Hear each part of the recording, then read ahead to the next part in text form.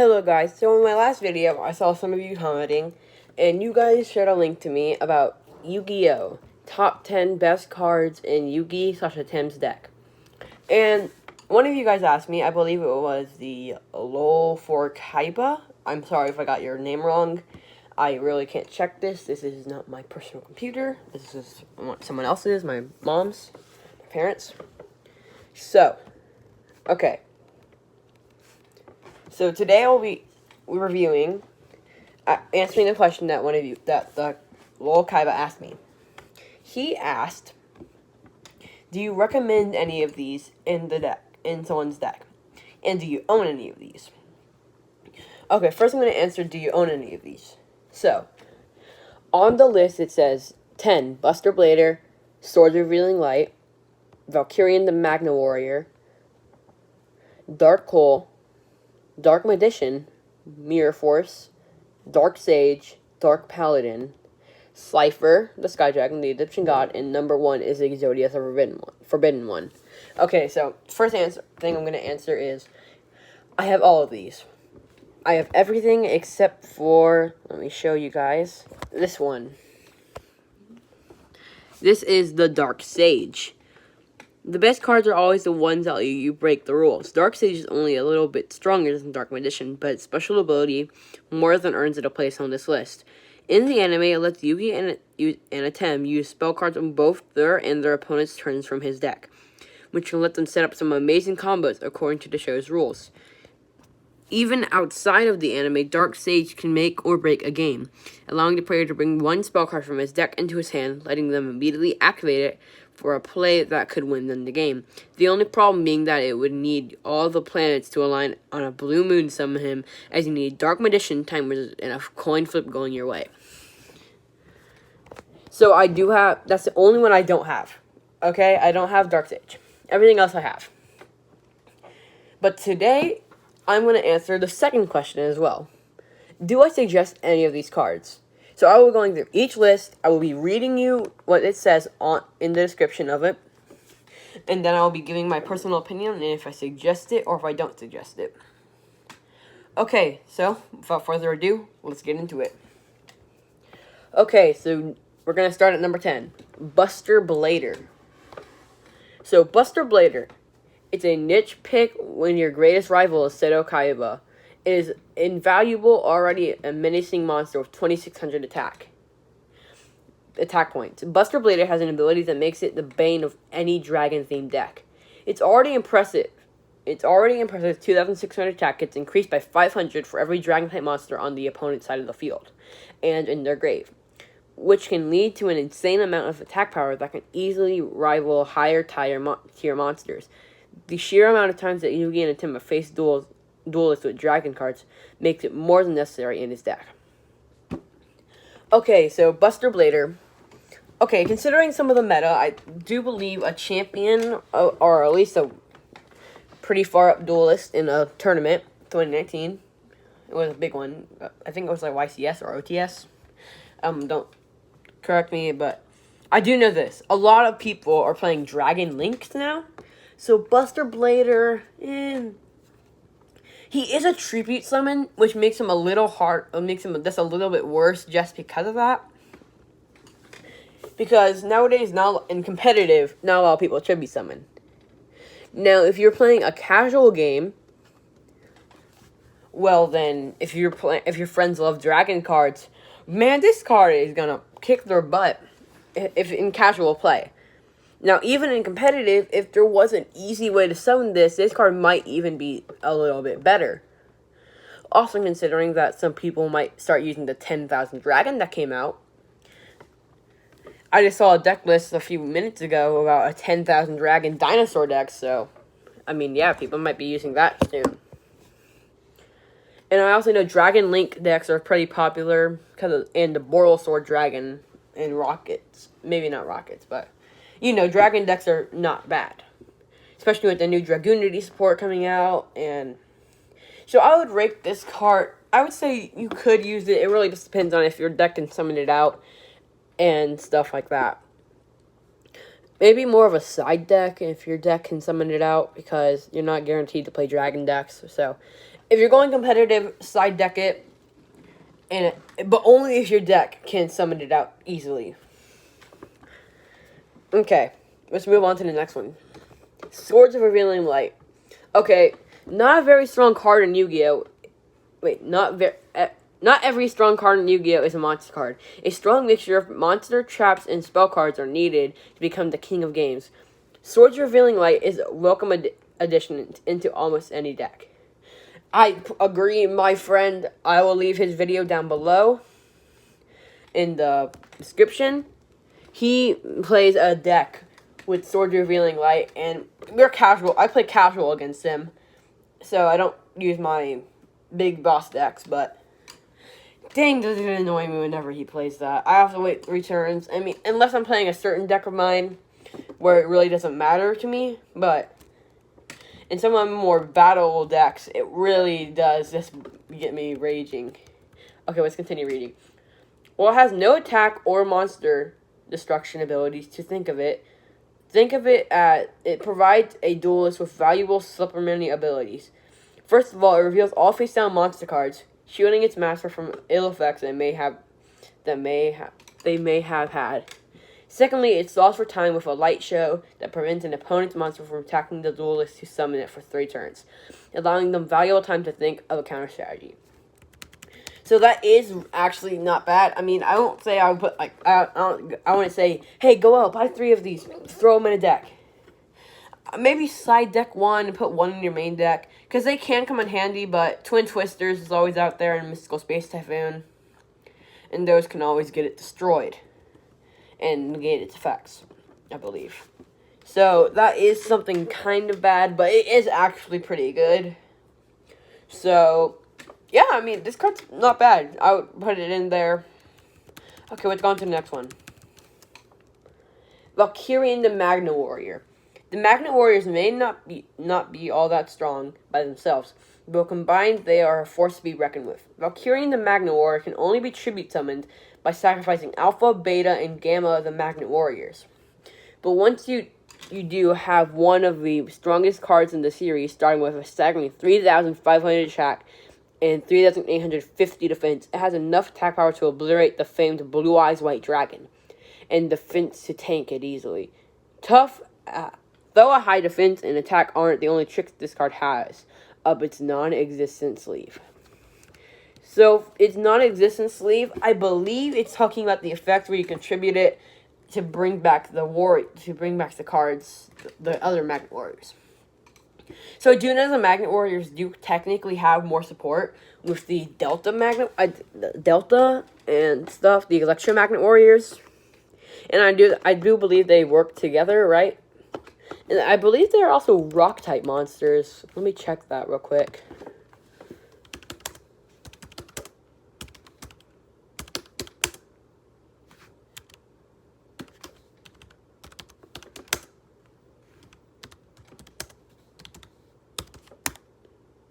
Sorry, guys.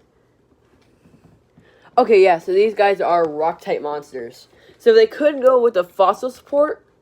And the Fossil support, I believe, needs Rock-type monsters in the grave to summon some of them. I know at least, like, I think Skullgar, Fossil Dragon Skullgar. But I wouldn't really suggest this card, considering the card that has aren't all that good, that you need to summon it aren't all that good. They're pretty weak. I mean, a lot of people nowadays can just get over that in like 1 turn. On their first turn even, like they can just summon out something with like, I don't know, 3,000 to summon out Blue Eyes with like Ancient Rules, Alternative White Dragon, can destroy it, and like Dark Hole, which you'll see later. But that is something on there that is, I really don't suggest this, not even for casual players. I mean, maybe for like a starter deck, like if your friend's just starting out and you're more advanced and you want to take it easy on them, then maybe, but no offense to anyone, but I really don't think this card will work out. Now, I'm not saying if you guys play a Magnet Warrior deck and somehow, like, you can just KO everyone with this card, but if you guys can do that, no offense to anything, but personally, I just really don't think that a lot of decks could play that card that well. Okay, on to the next one, guys. Dark Hole. Oh my gosh, I hate this card so much. Why does this card have to exist? This card is the type that Yugi and Atems should have used more often. Only used once by him in the original anime, he didn't even get to fully implement it because it was sniped out of his hand, which is a shame because it is an insane spell card. Able to change the flow of any duel, Dark Hole's ability is simple but immensely effective. It destroys all monsters on the field. That may include the summoner's monsters, but when they have their backs up against the wall by an opponent's set of monsters, nothing is more of a game changer than clearing the field. Okay, so that is good. I know there's some, like, Dragoon, like, if he didn't have that no destroyed effect, that would be better. But there's a lot of cards that say they can't be targeted, and Dark Hole is pretty good. And if you're playing casual play, man, throw this card in a deck, you're just gonna board wipe everyone in casual play. And that's like, it's like not playing that casual. But basically, Dark Hole, I would suggest maybe one copy, not really throwing in 3. More in casual play, but I guess it might be effective in a tournament setting, considering there's stuff like Boral Sword, Boral Load maybe, Access Code. You can get rid of those with Dark Hole. So yeah, okay, here it is. No, Dark Magician. Not only one of the strongest monsters, but the most valuable card for Yugi and Atem. Starting with 2,500 attack and 2,100 defense, it's a heavy hitter for sure, but that's not where its true power lies. The sheer amount of synergy this card has with other cards makes it one of the strongest cards in Yugi's and Atem's deck. There are several spell and monster cards that include Dark Magician for its effects. That's not even including the several monsters it is used as a tribute to summon, some of which are quite powerful in the anime. I'm guessing they mean the Egyptian gods by that part, but yeah. Okay, so Dark Magician. On its own, I really don't think it's that good. I do know that I believe Team Samurai X1 did win a tournament some time ago using the Dark Magician deck with the Magician Souls. And nowadays, Dark Magician I really don't feel like is that bad. But the thing is, I feel like there has to be a deck around it. Or maybe at least a deck that works really well with normal monsters. Maybe like from Ancient Rules. Maybe like the Ultimate Legacy deck, you know, with Red Eyes, Blue Eyes, and Dark Magician. First of Dragons in there, but I really would just suggest maybe even just throwing in First of Dragons into your Dark Magician deck just because Dark Magician is a normal monster, and the First of Dragons just needs 2 normal monsters. But in a regular Dark Magician, in a pure Dark Magician deck, not even pure Dark Magician deck, but in a Dark Magician focused deck, this card can come in handy, and that is basically the main thing in a Dark Magician deck. I will suggest this card for any of my viewers, but only for a Dark Magician themed deck. Okay, next one. This is a trap card, and I'm pretty sure some of you saw it coming. Mirror Force. The only trap card on this list, but for a good reason. While Dark Hole can potentially wipe the field clean, Mirror Force can do one better. Activated when a monster attacks the duelist, it takes all of that attacks, force it, and sends it right back at them and destroy every card on the opponent's side of the field in attack mode, which has saved Yugi and Atem time and time again throughout the series, leaving the opponent's side of the field clean for their counterattack. After all, there is a reason why Mirror Force is probably the most used trap card in this series. Okay, Mirror Force. Let's get into this. Mirror Force itself, I do know that trap card, as I said in my tips video, you don't have too many trap cards, and I feel like if you're gonna put some trap cards in your deck, I really don't feel like original Mirror Force is the way to go.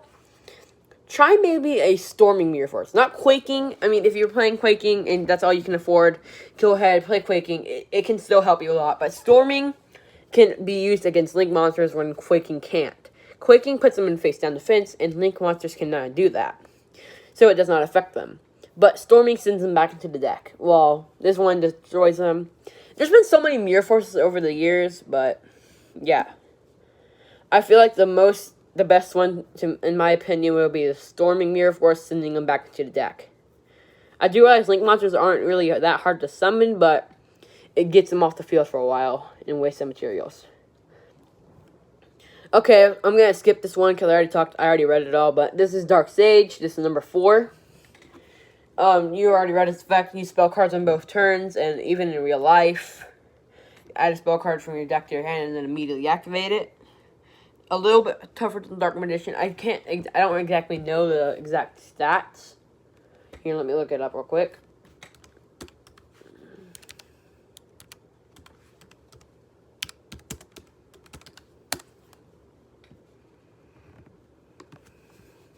Sorry guys, let me take a minute. My Wi-Fi is not the best right now, because people are all on it. Here it is.